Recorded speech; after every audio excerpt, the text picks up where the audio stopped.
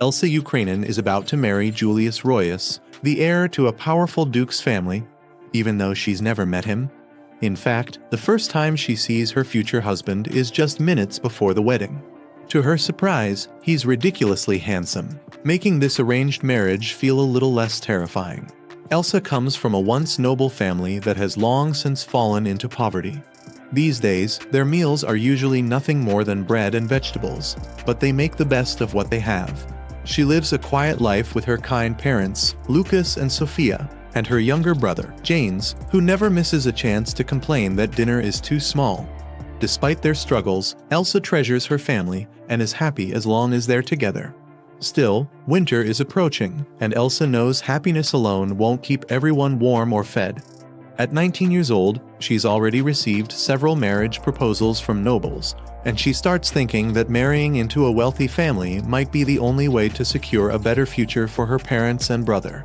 Just as she's about to tell her family she's ready to accept a proposal, they reveal some unexpected news. Julius Royus, the heir to a duchy, has personally sent a marriage proposal asking for her hand.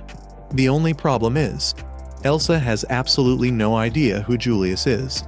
Her brother explains that Julius is famous for serving as Prince Alexis's right-hand man in the Kingdom of Ralt, the kingdom their family serves under.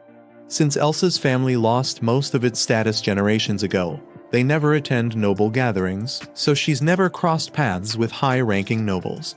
James immediately smells something fishy. Why would such an important man want to marry a girl he's never even met? To him, it has to be some kind of hidden scheme. Elsa, however, has a much simpler way of looking at it. Julius promises to repair her family's old house and make sure they never have to worry about money again. That's all she needs to hear. If marrying a stranger means her parents can live comfortably and her brother can continue his studies, she's willing to do it without hesitation. Her parents worry that she's sacrificing her own happiness, but Elsa smiles because, to her, seeing her family happy is happiness enough. Before long, the wedding day arrives. Elsa looks stunning in her wedding dress, and at the ceremony she finally meets Julius in person. Despite looking mature enough to be much older than her, he's incredibly charming, polite, and surprisingly gentle. Instead of treating her like part of a business deal, he treats her with genuine respect, which immediately puts her at ease. The wedding is far more beautiful than Elsa ever imagined. After the ceremony, Julius even hosts a garden party just for her because he heard she loves gardening. Elsa can't help but laugh a little at the misunderstanding. Back home, she doesn't have a fancy garden, just a small vegetable patch.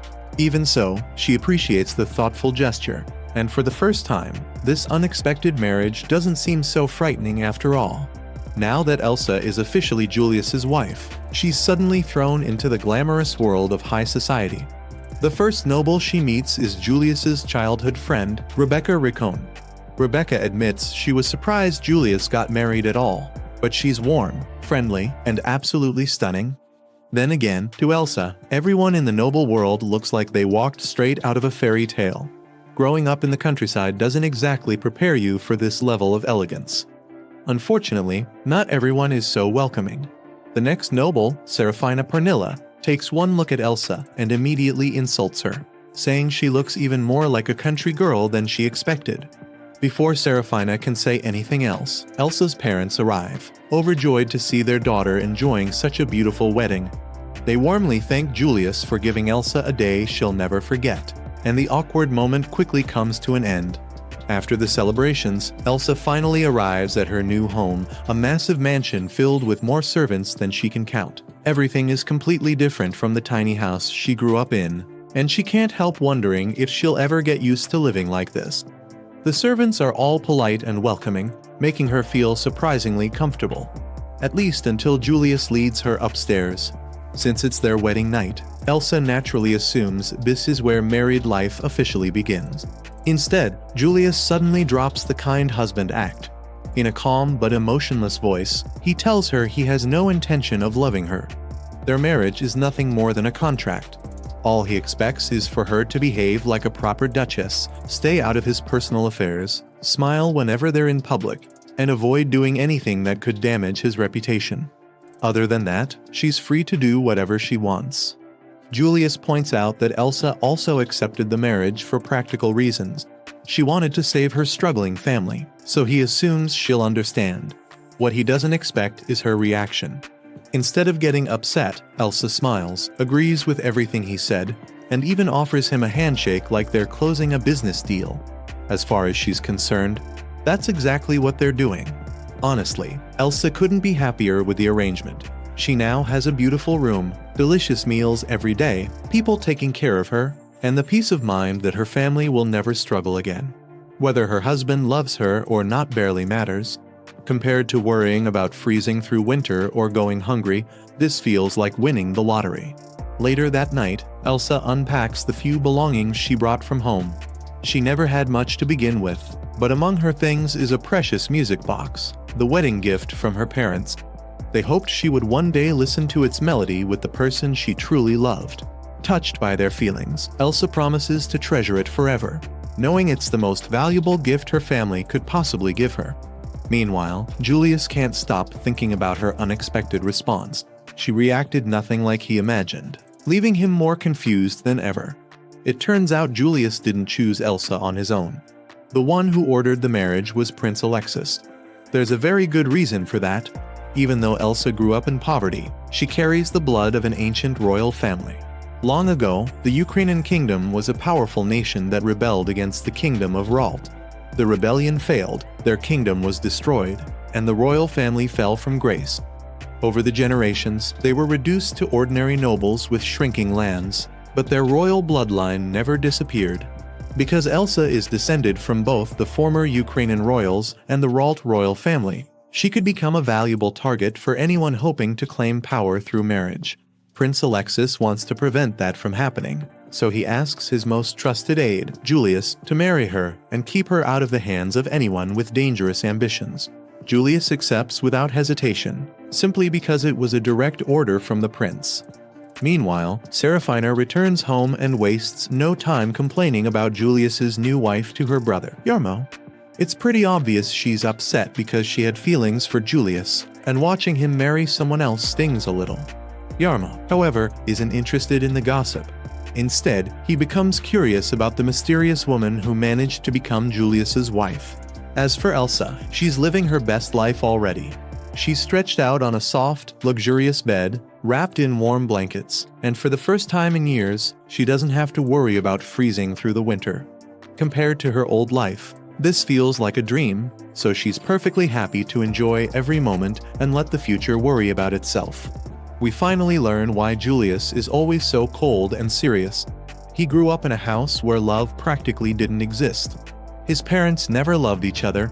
Their marriage was nothing more than a political arrangement, and watching that completely shattered Julius's belief in love and happy families. He had buried those painful memories long ago, but now that he's engaged again, the nightmares have started creeping back. Meanwhile, Elsa is living her best life in the mansion. She's somehow become friends with the chefs, cooks, and even the maids. Julius even gives her a small patch of land for a flower garden, and she immediately turns it into a vegetable farm instead. Priorities. The only time she and Julius really spend together is during breakfast, where she's always cheerful and kind. Her genuine warmth leaves Julius completely confused because he's never met someone quite like her. During breakfast, Elsa notices that Julius always leaves his salad untouched. The maids tell her not to worry because he's hated vegetables for as long as anyone can remember. But Elsa refuses to accept defeat. Like a mom trying to trick a picky little kid, she starts thinking of ways to secretly hide vegetables inside his other food so he'll eat them without noticing. One day, Elsa receives several letters, including a lovely invitation from Marchioness Rebecca. She's the same noblewoman who welcomed Elsa at the wedding and mentioned that she had been Julius's childhood friend. Rebecca invites Elsa to a traditional tea party, and Elsa happily accepts. However, Elsa isn't the only guest. Serafina Parnilla, the noblewoman who previously looked down on Elsa for being a commoner, also decides to attend after hearing Elsa might be there. Elsa arrives feeling nervous, but Rebecca warmly welcomes her and says she's been eager to hear how married life with Julius has been going. Since she knows Julius better than almost anyone, she had been worried about them. Hearing that everything is going smoothly puts her mind at ease. Rebecca introduces Elsa to several noble ladies, including Seraphina. Acting as if nothing ever happened, Seraphina greets Elsa with a fake smile and polite words. As they chat, Seraphina slowly begins dropping little comments about Julius, bragging that he used to give her gifts and saying how kind and charming he has always been around women. She clearly hopes to plant seeds of jealousy, but Elsa is so innocent that the plan flies right over her head. Instead of getting upset, Elsa simply becomes curious to learn more about her husband. Rebecca, on the other hand, sees exactly what Seraphina is trying to do. She quickly steps in and reminds Seraphina to watch her manners. Rebecca points out that Seraphina belongs to a count's family, while Rebecca herself is a marchioness. Elsa, however, is now part of Julius's ducal family, making her a duchess and the highest-ranking woman in the room. It was the classiest verbal smackdown imaginable. Completely embarrassed after getting shut down so effortlessly, Seraphina makes an excuse and leaves the party. Rebecca then tells Elsa that Seraphina had never accepted any of her previous tea invitations, making it obvious she came only to cause trouble. But Elsa hadn't even realized she was being insulted. Seeing how pure and kind-hearted Elsa is, Rebecca can't help but think that someone like Julius needs to protect someone as innocent as her, because people like Elsa are incredibly rare. Once the other guests leave, Rebecca and Elsa finally get a chance to talk in private. Rebecca admits she's been worried about how Elsa's marriage with Julius will turn out, so she tells her something very few people know. Julius used to work as an intelligence agent for the royal family. His job was to get close to noblewomen, earn their trust, gather information, and then quietly disappear. That's why so many women dislike him. To them, he looked like a heartbreaker, but in reality, he was simply doing his duty. Julius was always able to keep his emotions under control and never let himself fall in love. Partly because of the painful family he grew up in, Rebecca doesn't tell Elsa this to scare her, but to prepare her for the challenges that might come with being Julius's wife. Elsa, however, isn't convinced for even a second that Julius could be a bad person. She explains that many men wanted to marry her only because they looked down on her family and wanted something from them. Julius was completely different. He asked for nothing except that she become his wife. He lets her do whatever she likes, is renovating her family's home, improving the lives of the people living there, and is even helping her younger brother continue his education. To Elsa, those aren't the actions of a cruel man. They're the actions of someone genuinely kind. Rebecca can't help but smile. She realizes there probably isn't anyone more perfect for Julius than Elsa. Instead of worrying about his mysterious past, Elsa's biggest concern is something much more important: getting him to eat vegetables. She immediately asks Rebecca what kinds of food Julius liked as a child. Rebecca laughs, amazed that Julius is still as picky as ever, and remembers that his favorite dish used to be gratin. Elsa's eyes light up. Perfect. That's another delicious disguise for sneaking vegetables onto his plate. Now even more determined to be the best wife she can be, Elsa starts preparing for Julius's upcoming 24th birthday. Rebecca mentions that Julius never celebrates his birthday, but that only motivates Elsa even more. At the same time, the servants are decorating the mansion with bright sunflowers because the Kingdom of Rals is about to celebrate the Sun Festival, an important holiday honoring the kingdom's founding. Elsa recognizes the festival because her hometown celebrated a smaller version of it, and she's excited that she'll finally get to experience the grand celebration in the capital. Elsewhere, Prince Alexis meets with Julius and the captain of the royal guards to discuss security for the upcoming festival. This year's celebration will need tighter protection because they suspect Count Pernilla Seraphina's father is planning something suspicious. Even the son of Count Yarmo has been making questionable moves. Alexis knows he's made plenty of political enemies, but he's confident that Julius and his security chief will keep him safe. Of course, Alexis can't resist asking about Julius's married life.